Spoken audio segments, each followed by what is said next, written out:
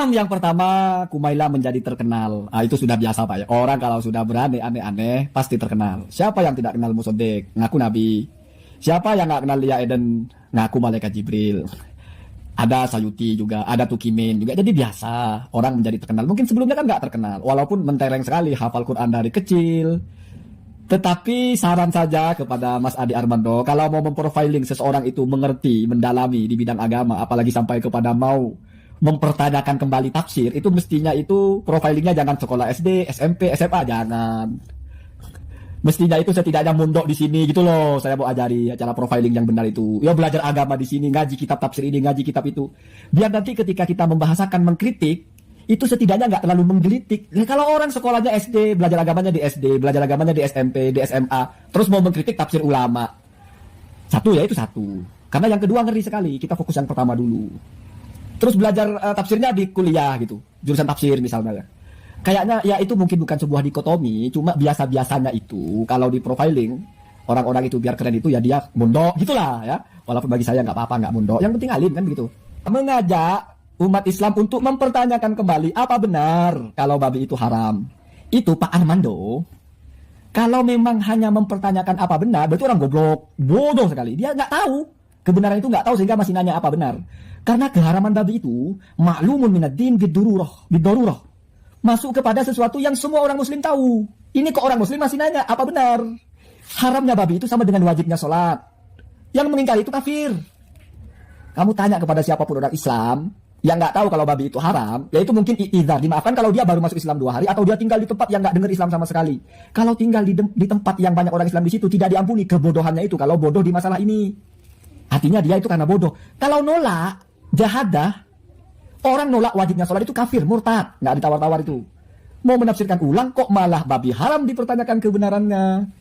Apa nggak ngerti?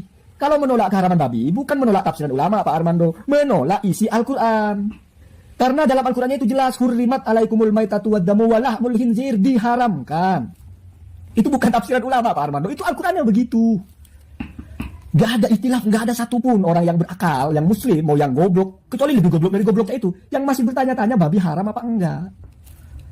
Tentang juga orang berzina dicambuk, itu fajlidu kulla wahidin minhum mi'ata jaldah, itu mansus, ayatnya begitu, bukan tafsiran ulama itu. Jadi memang kadang-kadang harus di-upgrade pengetahuannya itu. Apa yang disebut dengan mansus, apa itu nas, apa itu yang tafsirnya ya yang sudah dibaca itu. Berapa banyak ayat yang menjelaskan bahwasanya babi itu haram. Mesti disebutnya itu maitah lahmal hinzir, bangkai, juga daging babi. Kok masih mau dipertanyakan? Kalau cuma mempertanyakan artinya mau bertanya, oke. Tapi kalau menentang, itu jelas. Nggak usah saya bawa-bawakan kitab. Orang begini kan nggak main kitab, mainnya kan akal-akalan saja. Itu apa benar? Jadi kritis. Maka saya kasih batasan.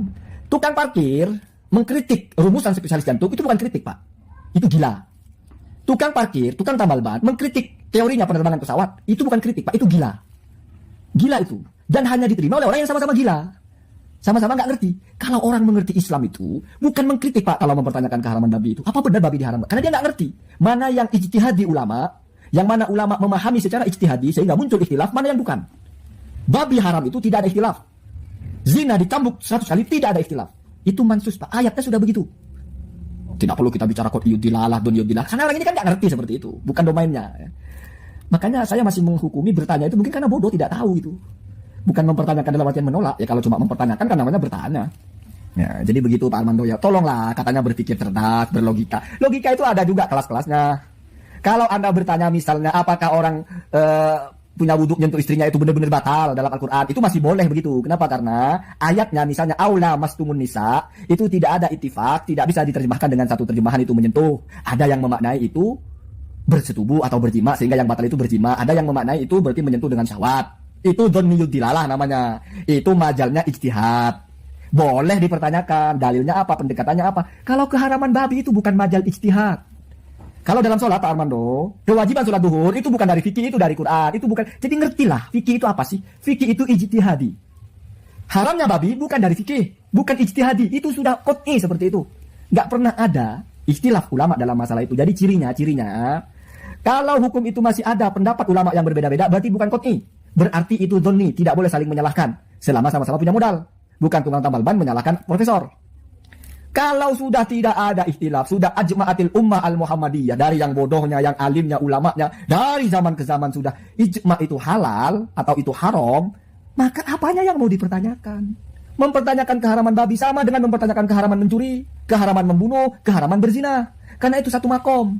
Bahkan kalau mencari haramnya berzina dalam Al-Quran, itu ayatnya wala taqrabuz zina. Ya. Dan di situ tidak ada redaksi hurimat az-zina, nggak ada malah. Justru lebih dahsyat hurimat alaikumul maitatu waddamu wal hamul khinzir. Ada juga ayat yang lain, ada 3 atau berapa ayat itu yang redaksinya jelas. Ya. Ada yang spesifik ya. To'imin yut'imuhu ya, yat'amuhu atau apa ya. Jadi makanan ya yang diharamkan makanan itu adalah salah satunya daging babi. Jadi maitah dan lahmal khinzir itu bukan majal ijtihadi, Pak Kumala ya, atau Pak Armandi. Ini harus paham Bapak ini. Mana yang majal ijtihadi, mana yang mukhtalaf, mana yang ijma'. Ya, jangan-jangan sholat 5 waktu juga katanya di Al-Quran nggak ketemu. Jangan-jangan sholat 5 waktu itu dipertanyakan juga apa benar 5. Jangan-jangan cuma 3. Aduh, itu bukan kritik Pak, itu kritik ya. Kritiknya orang-orang tolol. Gak ngerti bagaimana agama ini dibangun. Tidak ngerti hierarki hukum. Sudahlah ya. Bapak kan bukan itu dunianya. Ngapain sih? Mau terkenal juga kan sudah terkenal. Ya kalau Kumaila mungkin kan belum terkenal, karena sudah terkenal. Boleh lah, boleh begitu ya. Lagi pula Pak, hafal Al-Quran dari kecil itu, apa jaminannya dia paham agama Pak? Kalau cuma hafal Al-Qurannya. Kaset itu hafal Pak Al-Quran Pak. Handphone ini hafal Al-Quran. Tetapi yang menjadi tolak ukur bukan hafalnya. Seberapa lama Anda belajar dan apa yang Anda pelajari dan bagaimana jalur belajarnya. Begitu ya. Begitu. Memang negara kita ini terlalu bebas. Semua boleh bunyi. Ngomong apa aja. Sampai-sampai mempertanyakan keharaman daging babi pun dianggap sesuatu yang wow. Sampai-sampai terkenal gara-gara itu. Walaupun ya benar. Bul zam-zam tu'raf. Kencing di sumur zam-zam sana di Arab. Mesti kamu akan terkenal. Khalif tu'raf. Pokoknya tantang semua, kamu akan terkenal. Jadilah aneh-aneh, pasti akan terkenal. Kalau perlu nanti pertanyakan apa benar sholat itu wajib. Nanti pertanyakan apa benar Nabi Muhammad itu Nabi. Nanti pertanyakan semua. Pertanyakan semua ya. Karena itu setara itu. Mempertanyakan keharaman babi, mempertanyakan cambuk 100 kali, itu mempertanyakan validitas ayat Al-Quran Pak. Bukan mempertanyakan tafsir ulama. Ya mungkin Pak Armando nggak ngerti. Kalau kita menyebut tafsiran, itu sesuatu yang sifatnya doni. Artinya pemilihan dari beberapa alternatif. Berarti ayatnya itu ihtimal. Kalau keharaman babi, itu nggak ada ihtimal, Pak. Jadi mau babi haram itu haram diapain? Pak, haram dikawinin. Karena ada ayat lain yang spesifik bicara keharaman babi dimakan. Terlalu merendahkan kita kalau bawa kitab, bawa ayat untuk bicara dengan orang-orang seperti ini. Ya, cukup kita pertegas yang paling dasar-dasar saja. Karena mungkin miss di memahami itu. Allahumma